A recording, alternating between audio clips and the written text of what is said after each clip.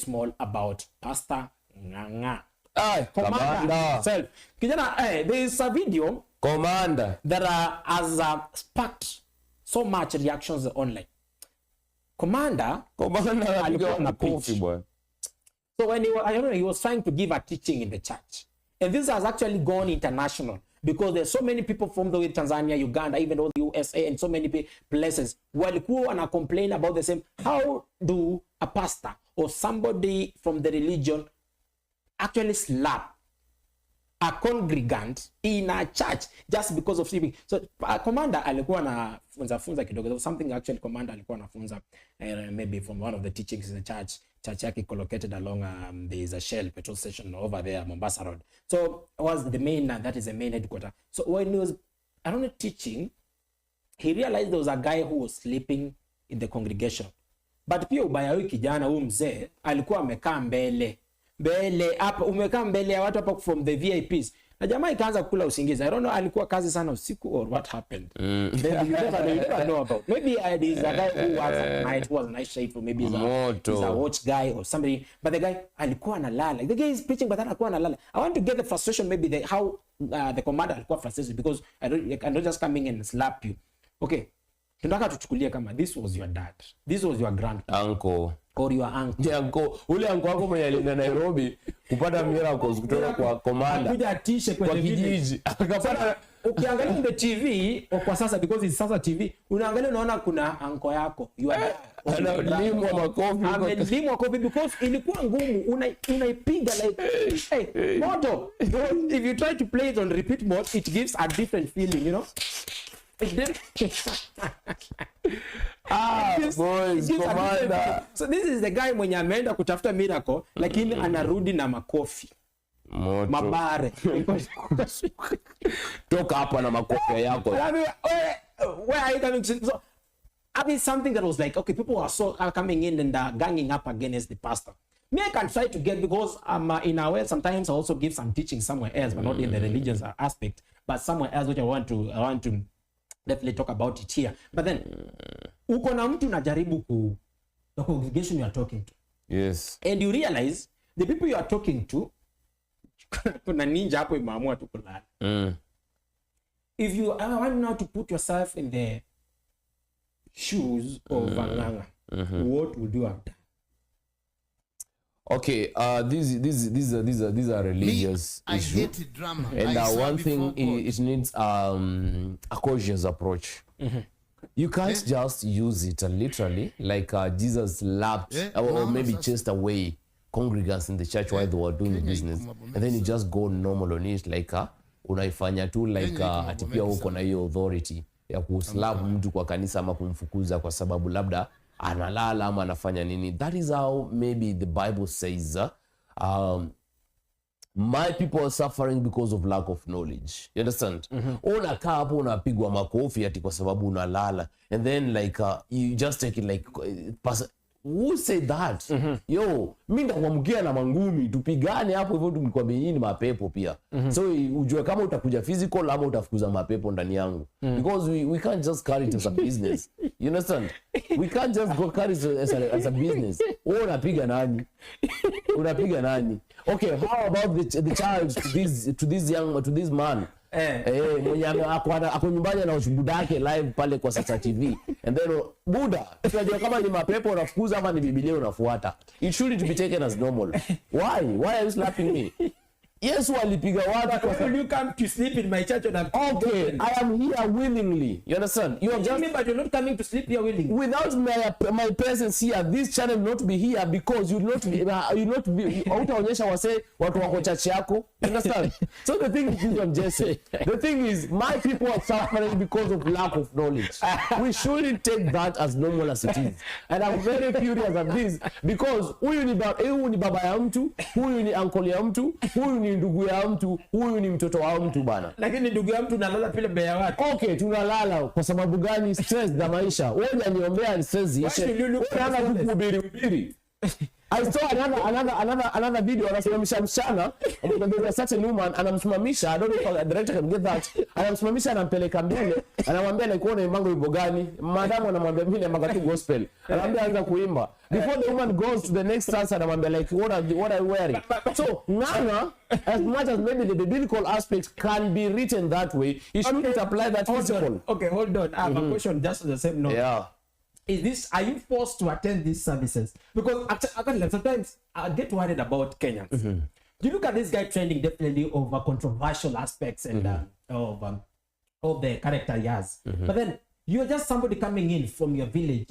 You board a vehicle or a mat, going to town to just attend this service. Nana amekutoa kwako kulete huku kuje ulale. You have your best friend somewhere you can go and sleep. Bro. Mimi nakutandika. I was happy about it when the director was coming anaigonga anarudia anagonga. Chapa. Because okay, will you come to okay, Ngang'a anafanya hivyo.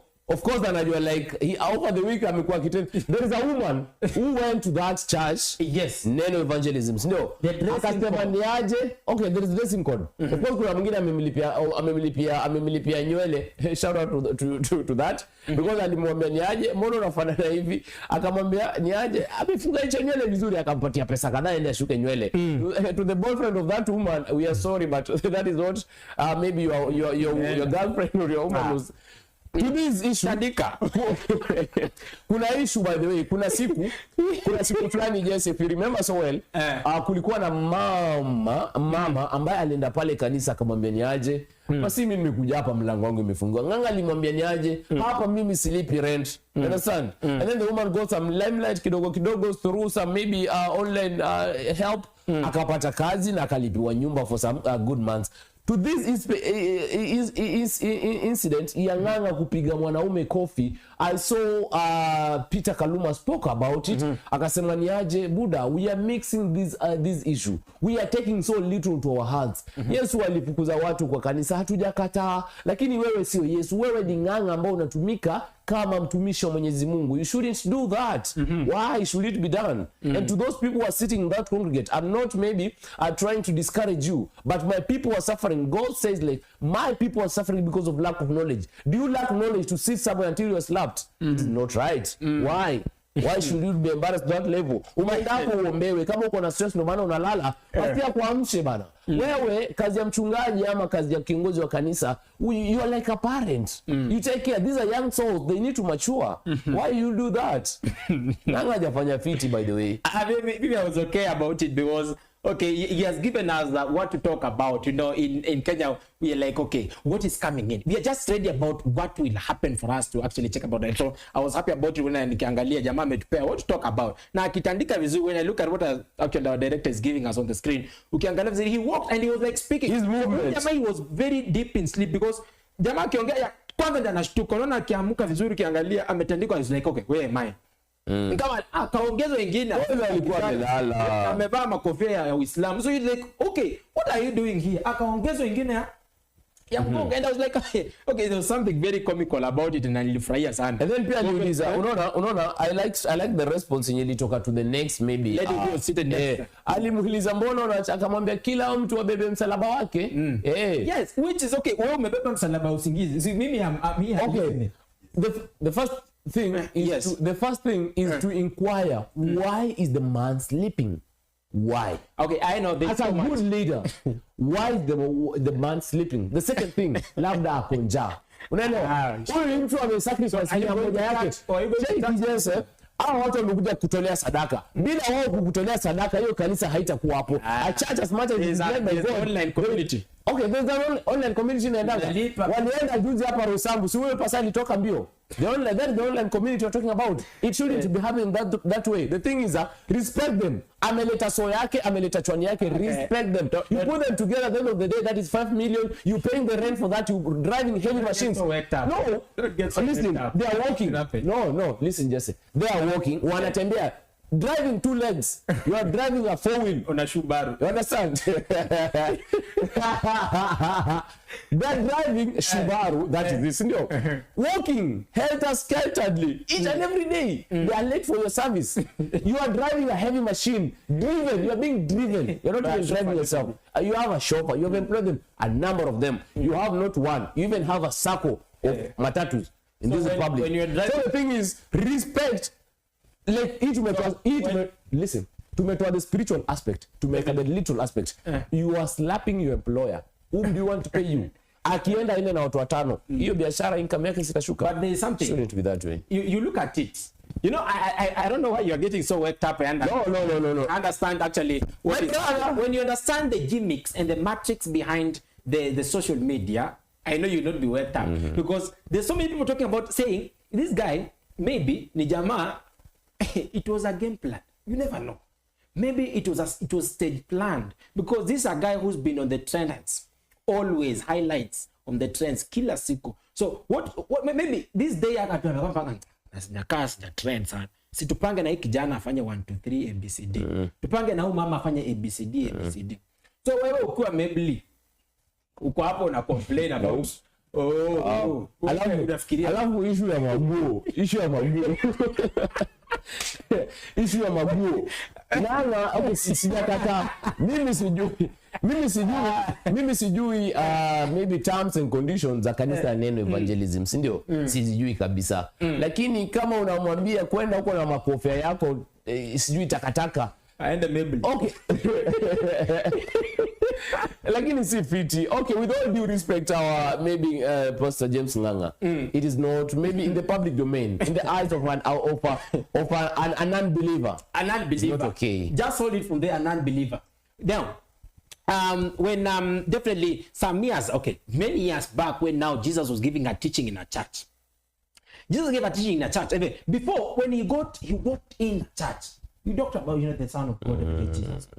He walked in a church and found out the believers were doing currency.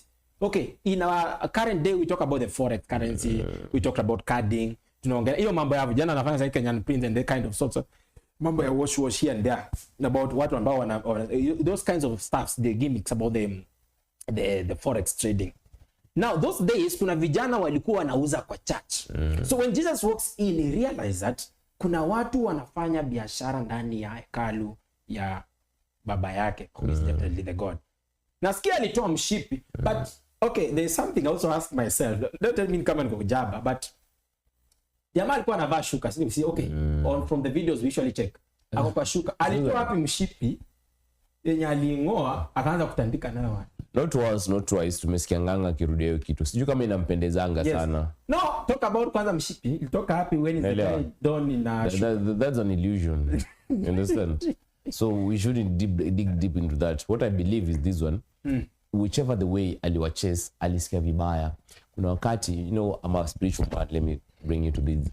Kuna wakati Yesu alienda kuomba, na wakati ambapo alienda kuomba, akaambia Peter, John, I think walikuwa the 3 disciples, akamwambiaje, bakini hapa, I think it was an hour before maybe his crucifixion.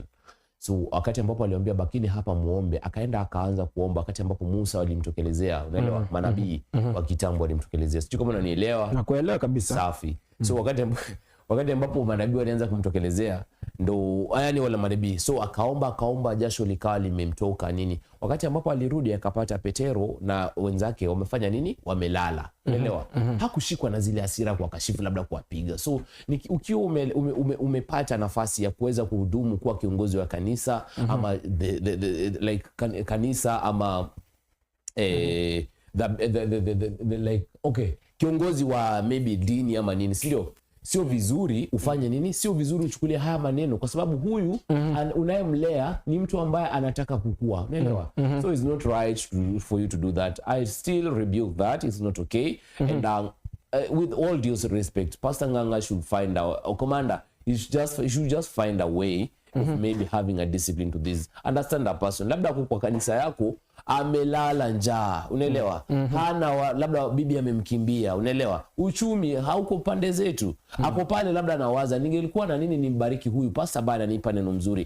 Then you just coming from nowhere and then you're embarrassing. Is not acceptable, is not good, and we should find a way. The government cannot regulate the spiritual world. It is God himself who deals with the spiritual world. And as much as some of us ufunuo wa mbinguni haujafunguliwa kila mtu, we should find a way to make sure that we are not manipulating the people of God. We should give them a good foundation and a good maybe parentship in the spirit that they deserve, so that someday after our time is out, after Ngang'a, after the commander we know of the day is out, maybe of doing his roles, we will have another maybe commander in the work of God that is out. Unaambiwanga neno litasimama. I say Neno litasimama, ya ulimwengu yatapita, lakini neno litasimama. Neno litasimama, ya ulimwengu yatapita. Watu watakuja waishe, lakini neno la Mwenyezi Mungu litabaki. So tusilitumie vibaya. You're such a good servant of God. Yeah, without What happened?